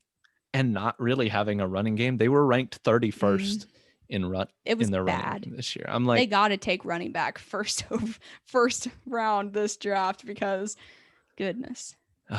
but yeah, I know for the Steelers fans, this is maybe just putting more out there of the rants that have happened all through the internet by the Steelers fans and their nation. But look, I think some of these things are just the truth. Like, no offense to these guys personally, they just didn't look prepared for this game. You are right, Chelsea. They looked like they hadn't practiced on that. It looked like they hadn't practiced, like judging by that first quarter, which obviously we know they did. Yeah, But they the obviously Browns were the did. ones that had trouble being able to practice, Yeah. like, They which didn't is the even have their crazy head part. coach. Like what? Exactly. And they were missing, I believe they were missing a couple corners, or a couple key players, but we'll see. Yeah. Um, but anyways, that Well, wraps it up for Wiles, our playoff coverage. Chelsea, do you want to let's get us into our go. next section? Yeah, let's discuss our hot take for this week, courtesy of Mr. Jonathan. Shout out to Man, you he's making for a sending this to me. back-to-back appearance. Yes, he is. So this week we got Allen Robinson, who is currently the wide receiver one for the Bears. Will have 100 catches, 1,200 receiving yards, and 10 touchdowns next season with the Jets. He thinks that he'll have a Diggs like transformation, going from decent numbers to a top 5 wide receiver next year, and that he'll be much more noticed by the NFL.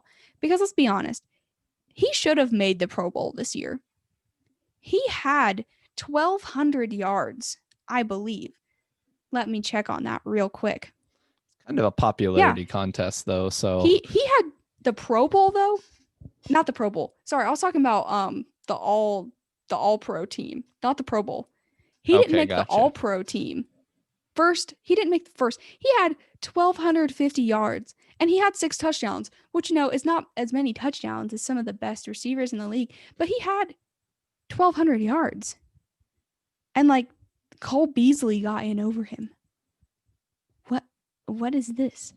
But he thinks that he will be much more noticed by the NFL next year and that he will take a leap In fact, he'll probably have more than 1,200 receiving yards. I mean, he had that this year with Nick Foles and Mitchell Trubisky on an anemic offense.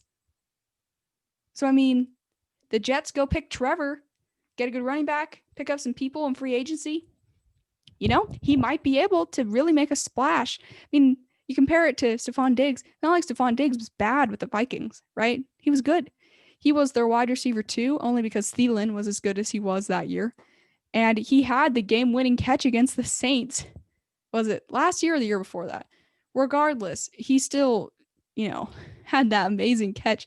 So he is known for some memories that he created in Minnesota. Stephon Diggs, yeah, that was a couple of years ago. Yeah. It was when the Eagles won the Super Bowl. So yeah. But then he goes to Buffalo and he just breaks through his next level of development, right? He just raises his ceiling even more. And that's what Jonathan thinks is going to happen with Allen Robinson next year.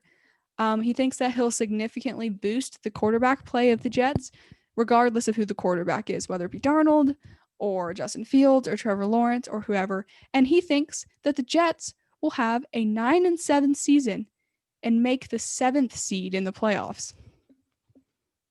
So what do you think about that? I think Jonathan is secretly a Jets fan because now this is back-to-back weeks we're talking about the Jets. So I'm kidding. I'm No. partly. Oh my gosh. No. That's funny. No, but I mean, I could see it. Well, as far as to a 9-7 season, I mean, that's certainly possible for the Jets. I mean, they've won what? They ended up winning what? Was it 3 games this year? 2 or 3 games? So yes. So I mean, here's the thing with the Jets that's actually nice that Jets fans may hate it, but it actually shows that they had some talent and that they improved by the end of the year, which is, in my opinion, a good thing. But let's take this scenario. Will Allen Robinson have that kind of season? He might be able to 100 catches and 1,200 receiving yards and 10 touchdowns. I mean, that's a lot. And I think he could do it. He has the potential to do it. He has the potential to put up big numbers. I think that he will have to, one, we have to see, are the Jets going to be willing to go after him? I mean, he also did have 102 catches this year with the Bears. Yeah. And I mean, that's pretty good for an offense that at times looked anemic. So, and was kind of a run the ball offense team. So I don't know. I think it's really going to depend on, I don't know if he'll lead them to a 9-7 year. I think it's going to depend on how they hit with their other picks. Like Allen Robinson, assuming he gets signed by the Jets, his success is going to depend on how well the Jets sign in the offseason and get players in the draft. Can they hit on their picks? If they can hit on their picks and do something and make some noise and their quarterbacks start playing better, whoever it may be, then yeah, 9-7 seasons possible with Allen Robinson potentially helping lead the way. As far as just him, though, it's going to have to be, I could see him being a significant boost to whoever the QB is. But I will say that I think that it's really going to depend. Are they going to hit on their defensive picks? Are they going to get a better offense? Are they going to be able to run the ball? I'm not sure if Allen Robinson will be the guy to lead them. I think it'll be him, and it'll have to be other guys that they hit on in order to, make a run at 9-7 and make a run in the playoffs. But we have seen the Dolphins this year. They were tanking, obviously, and last year. I mean, there's really no way of getting around that, which they were giving away every asset to get good players, and who knows? I mean, they got a 10-win season this year, and it's looking they're going to get more picks this year, and it's looking like it could pay off. So it is possible that the Jets could get a 9-7 season next year and do some damage, because the NFL, I mean, whoever is good, it flips a lot of times. I mean, obviously you have your teams that have been good for a while, but those teams hit on the quarterback, and that quarterback helps them stay good for a while. But I think this is possible, but I think it's going to depend on more than just Allen Robinson. It's going to depend on how they do with their other picks. That's my thought. And there's I think it's possible free agency too. Yeah, I agree with you. I think it's definitely possible. I'd be very surprised if the Jets went from 4 wins to 9 wins in one season. Maybe they'd get in the playoffs as a seventh seed, like the Bears got in, or Washington, 7-9. I think that might be more plausible.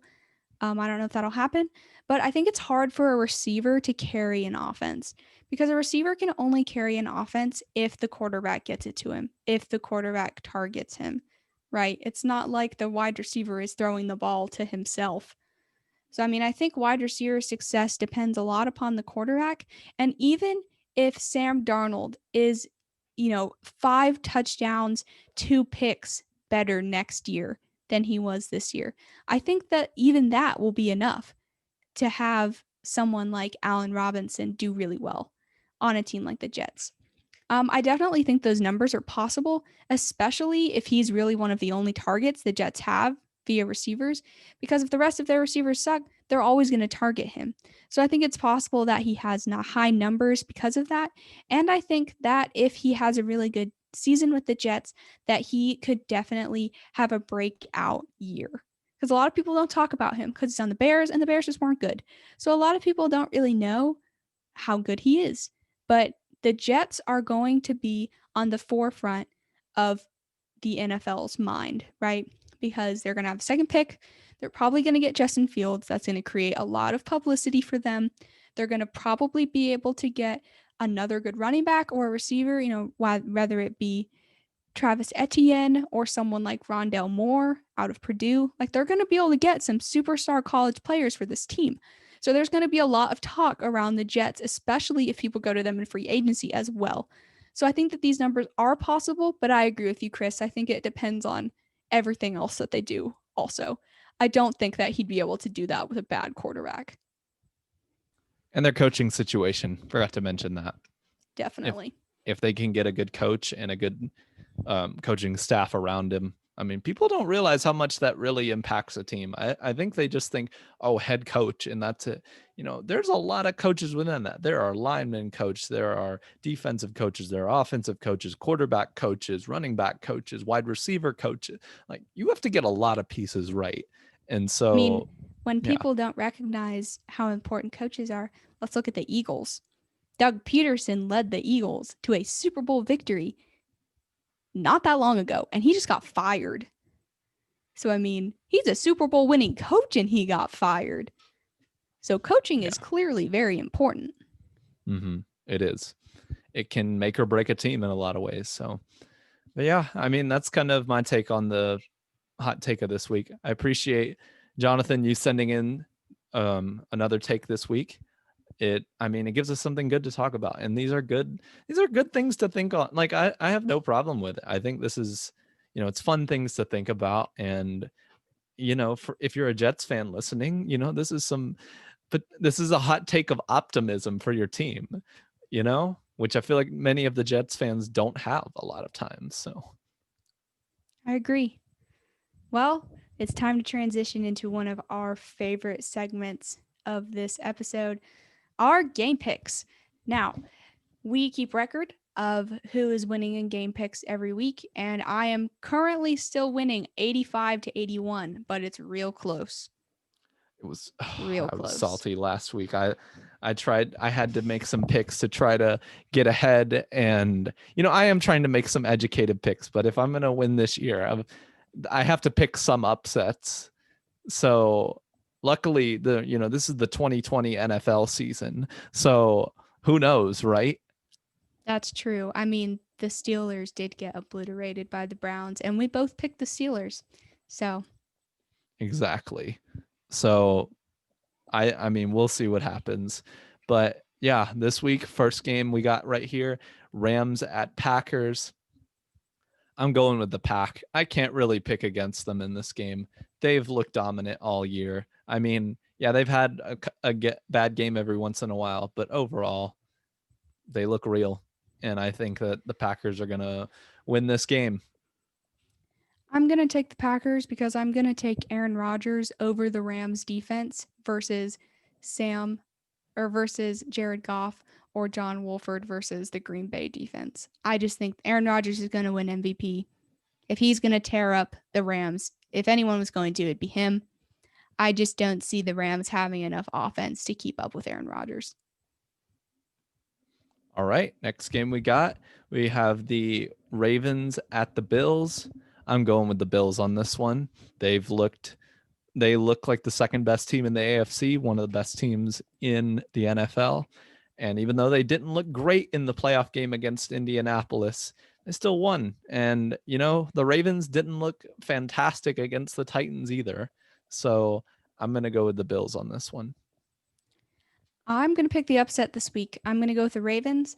I think that the Bills were exposed on Sunday against the Colts. They almost lost, and it was due to the Colts making dumb decisions and having dumb penalties, but they almost lost to the 7th seed. If you're the second best team in the AFC, I expect you to blow me out. And if you're not going to, I don't know what to think about you. I think the Ravens are the hottest team in the league right now. I think Lamar Jackson is going to run all over that Bills defense. And I think the Bills defense has the capacity to shut down someone like J.K. Dobbins or at least hold Lamar in check. Or I think the Ravens defense can hold Josh Allen in check. That's what I meant to say. But because Josh Allen can run, he can't run as good as Lamar, but he can run. I am going to pick the Ravens. I think that they are on a hot streak right now, and I think they want the Chiefs. So I'm going with Ravens. Maybe I'll hate that decision later, but I'm feeling good. I have a feeling.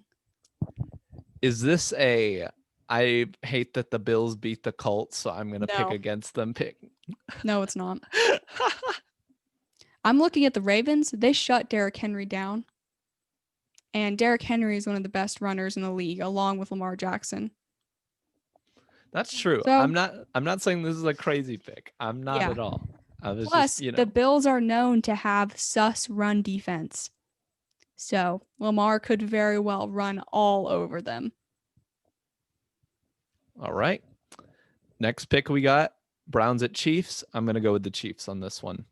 I think this is pretty obvious that okay, here's the thing. It's the obvious pick, but I do not think this game will be a blowout. I don't think the Browns are going to get, as Chase Claypool said, clapped. I think they're going to the Chiefs have done nothing but win close games. And so, they're the Super Bowl favorites, and I don't blame people for feeling that way, but they haven't blown teams out this year, especially at the latter half of the year.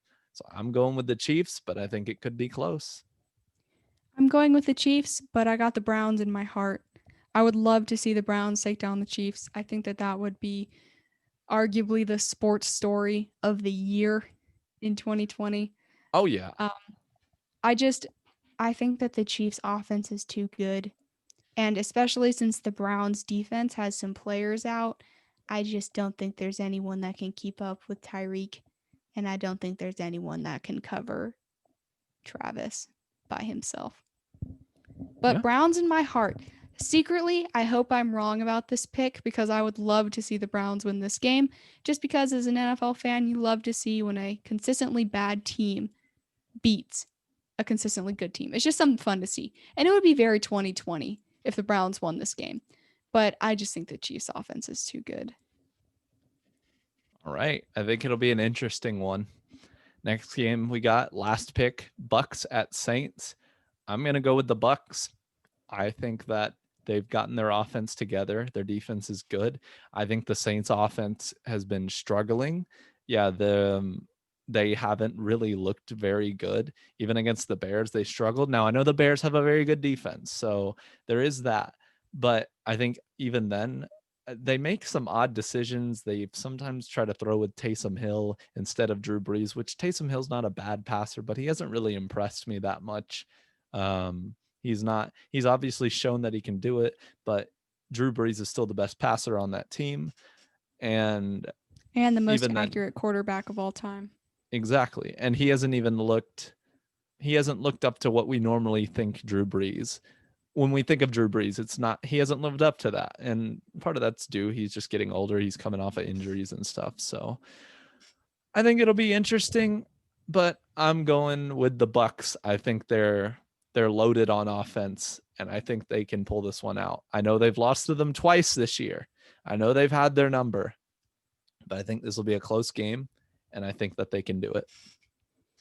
So it's very hard for a team to beat, especially a division rival 3 times. Right. Yes. That Yes. rarely happens. Normally, by the third time, the other team figures it out and is able to win. But I'm gonna go with the Saints in this game. The Saints have beat the Bucks twice, and they beat the Bucks without Michael Thomas. This game, they have Michael Thomas, they have Kamara, and presumably they have a mostly healthy Drew Brees.